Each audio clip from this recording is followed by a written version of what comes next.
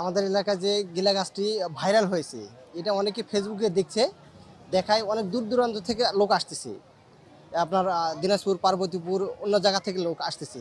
সবই ঠিক আছে, কিন্তু আমাদের যে দর্শনার্থীরা আসতেছে, আসায় যে রাস্তা যে বেহাল অবস্থা, এটা যদি প্রশাসন একটু দৃষ্টি দিত, তাহলে এলাকার ভালো হতো এবং দর্শনার্থীদের জন্যও ভালো হতো।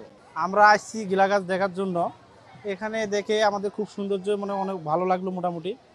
আর এখানে অনেক লোক মনে করেন যে ভিড় করতেছে। আমরা আসছি নবাবগঞ্জ থেকে দেখার জন্যই, অনেক ইউটিউবে ফেসবুকে দেখছি, এই জন্য আমাদের আশা আর কি। আমরা দিনাজপুর শোরুম থেকে এসেছি। আমরা ক্যাটারহাট বাজার থেকে হাতের ডান পাশে আসিয়ে বুঝলাম যে এখানে যারা অনেক সুন্দর আছে। আমি এখানে আমার বাবার সঙ্গে এসেছি। আমার বাবার সঙ্গে এসে আমরা এই গাছটি দেখতে এসেছি। এই গাছের নাম গিলা গাছ।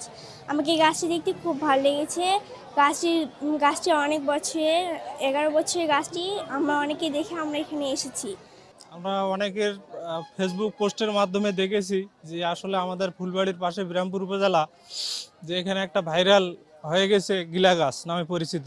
আর জায়গাটা যেহেতু সরকারি, এবং সরকারের কাছে ইউনো স্যারের কাছে অনুরোধ থাকবে জায়গাটা সংরক্ষণ করে গাছটার যেন কোনো ক্ষতি না হয়।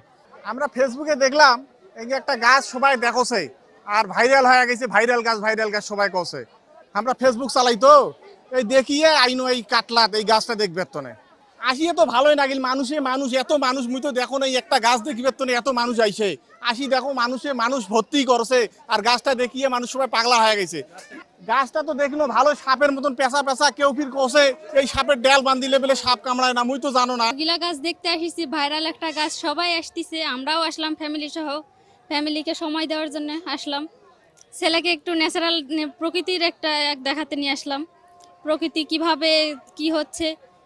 এত একটা বয়স্ক একটা গাছটাকে দেখলাম, সুন্দর একটা গাছ, ফল দেখলাম, গাছের ছবি উঠালাম। অবস্থা হলো এই যে গিলা গাছ, এটা সম্প্রতিকালে ভাইরাল হচ্ছে, অনেকদিন আগের গাছ। কয়েকদিন এই মাস দেড়েক আগতে এটা ভাইরাল হয়েছে, প্রচুর মানুষ আসতেছে। এটা একটা সরকারি জায়গায় আছে, এটা সরকারি বাগান, এখানে শাহজাদপুর বলে জায়গাটার নাম।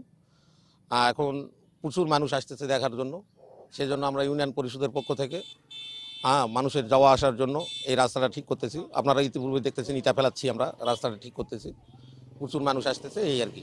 এটা সরকারিভাবে টিওনো সাহেব আসছিলেন, দেখে গেছেন, চেয়ারম্যান সাহেবও ছিল, উনি প্রতিশ্রুতি দিয়ে গেছেন ওই জায়গাটা করার জন্য, সংস্কার করার জন্য।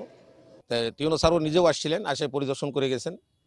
উনি প্রতিশ্রুতি দিয়ে গেছেন যে ওই জায়গাটা উনি সংস্কার করে দিবেন, হয়তো ইতিমধ্যেই হয়ে যাবে, অল্প দিনের মধ্যেই কাজ হয়ে যাবে ইনশাল্লাহ।